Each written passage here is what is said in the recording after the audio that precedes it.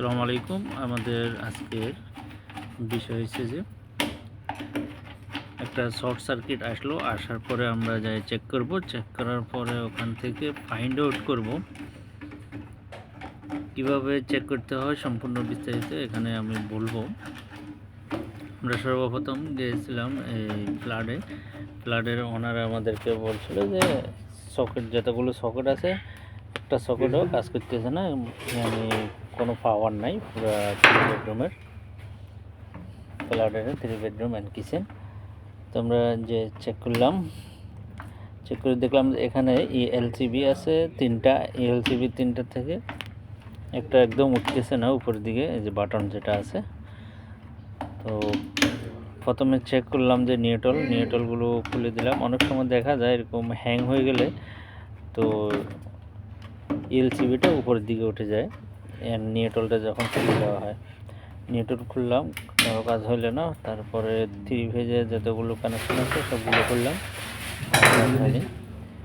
পরে সিদ্ধান্ত নিলাম যে এলসিবিটা চেঞ্জ করতে হবে। তো আমরা এলসিবির দোকান থেকে নিয়ে আসলাম। এলসিবি এখানে 2 টাইপের হয়, একটা হচ্ছে পিন টাইপ আর একটা হচ্ছে কলার টাইপের বাসবার।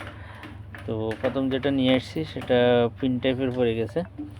পরবর্তীতে আমরা আবার কলার টাইপের যেটা আছে সেটা নিয়ে আসি হ্যাগার কোম্পানির, সেটা লাগাই দিলাম।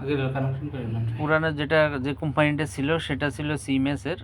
তো সিমেক্স আর হ্যাগারে মোটামুটি চলে, হালকা একটু ডিফারেন্স। আর অনেক সময় দেখা যায় যে বিভিন্ন কোম্পানির বিভিন্ন সাইজ হয়, তো কোনোটা বড় হয় কোনোটা ছোট হয়, যার কারণে এই বাসবারগুলো লাগাইতে কষ্ট হয়। যে তারটা এখন প্রবেশ করাচ্ছে, এখন লাগাইতেছে, আর সেটার পরে যে বাসবারটা লাগবে সেটাকে বাসবার বলা হয়। তো এটা চেঞ্জ করার পরে আমরা সব কিছু আগের মতোই বরাবর লাগাই দিচ্ছি। এখান থেকে শিক্ষণীয় অনেক কিছু আছে। প্রথমে যা চেক করবেন যে নিউট্রালটা শর্ট আছে কিনা, ফেজের সাথে কোনো ফেজ আর ফেজ টু ফেজ কোনো শর্ট আছে কিনা। এখানে রেডিয়াল ব্লু 3টা হয়েছে যে ফেজ, আর 3টা একটার সাথে একটা যদি টাচ থাকে বা নিউট্রালের সাথে যে কোনো একটা তারের সাথে যদি টাচ থাকে তারপরেও টিপ হবে। আবার আর্থিংয়ের সাথে যদি 4টা তার যেটা আছে, 3টা ফেজ একটা নিউট্রাল, এগুলোর কোনো একটা সংস্পর্শে যদি আর্থিংটা আসে তাহলে এলসিবিটা টিপ হবে। আর এলসিবিটা বেশিরভাগ টিপ হয় ওভারলোডের কারণে বা শর্ট সার্কিটের কারণে। আর যেটা আমরা করছি এটা অনেক পুরানা, যার কারণে ওটা এমনিতেই ড্যামেজ হয়ে গেছে। ওভারলোড ছিল কিন্তু শর্ট সার্কিট নাই। আমরা গতকালকে কাজটা করে দিয়েছি, এখন পর্যন্ত কোনো ফোন আসে নাই, তার মানে চলতেছে, ব্যাক রিপোর্ট নাই।